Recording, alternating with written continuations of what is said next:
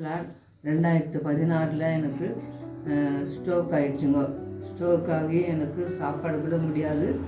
பக்கத்து வீட்டுக்காரங்க தான் எனக்கு பால் கொஞ்சம் ஊற்றின்னு இருந்தாங்க, வாயில் ஊற்றின்னு இருக்கவும். அப்போ எனக்கு ஒரு நாள் ரொம்ப முடியாது போயிடுச்சுங்க. என்னால் போகவும் இது பால் கூட இறங்காது இருந்துச்சுங்க.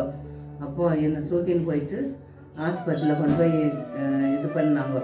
அப்போது அந்த டாக்டர் சொன்னார், இது ஒன்றும் முடியாது, அவ்வளோதான், இது தூக்கின்னு போங்க, முடிஞ்சு போச்சு, தூக்கின்னு போங்க, நைட்டுக்குள்ளே இது போயிடும் அப்படின்னு சொல்லி அனுப்பிட்டாருங்க டாக்டர், அந்த டாக்டருங்க. அப்போ சரின்னு தூக்கின்னு வந்து வீட்டில் வந்து கடத்தினாங்க. வீட்டில் வந்து கடத்திட்டு எல்லாம் பேசினாங்க, எல்லாம் அழுதாங்க.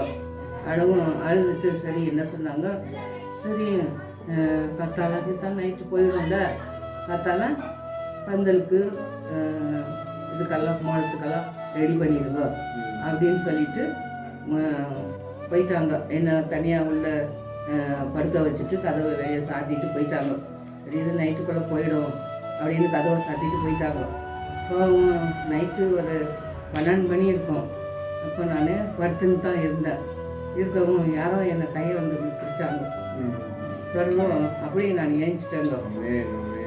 ஏஞ்சிட்டு பார்த்து சுற்றி முற்றின்னு பார்த்து யாரும் இல்லை. சரி நம்ம ஏச பார்த்தா நம்ம எழுப்பியிருப்பாரு அப்படின்னு சொல்லிட்டு ஏசப்பாக்கு நான் நன்றி சொன்னேன். நன்றி சொல்லிட்டு அப்புறமா காலையில் வந்து அவங்க பார்த்தாங்க செத்துட்டாலாம் இருக்கிறாளான்னு. கதவு திறந்து பார்த்தா நான் உட்காந்துருந்தேன்.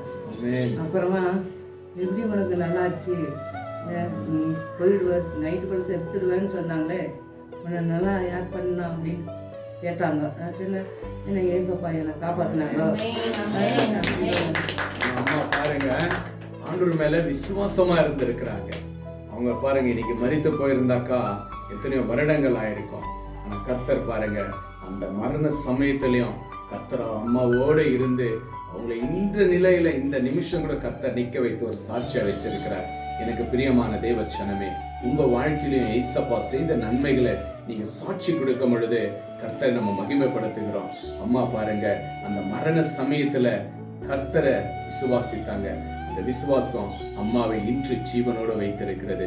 உங்க வாழ்க்கையிலும் ஏசப்பா இப்படிப்பட்ட அநேக நன்மைகளை செய்ய அவர் நல்லவராயிருக்கிறார். அம்மாவுக்கு ஆண்டவர் எவ்வளவு நன்மையை செஞ்சார், அதே போல உங்களுடைய வாழ்க்கையிலும் கர்த்தர் நல்லவர், ஒரு வல்லவர், கிருபை உள்ளவர், அவர் நன்மை செய்கிறவராயிருக்கிறார். உங்களை நேசிக்கிற அம்மாக்காக செபிக்கலாம். அளவுக்கு அதிகமா நேசிக்கிற பரலோக பிதாவே, அம்மாக்காக செபிக்கிறேன் இசப்பா. அன்றே மறித்து போயிருக்கிற இந்த வேலையில ராஜா, உம்முடைய கரம் அம்மாவுடைய கரங்களை பிடித்து தூக்கி சுகம் கொடுத்ததற்காய் நன்றி செலுத்துகிறப்பா.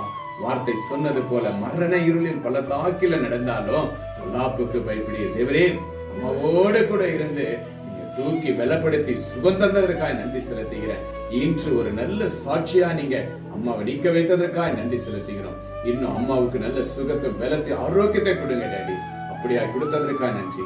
இயேசு கிறிஸ்துவின் நாமத்தினால் ஆசீர்வதிக்கிறேன் ஜீவனுள்ள நல்ல பிதாவே. ஆமென் ஆமென். கர்த்தர் உங்களை ஆசீர்வதிப்பார்.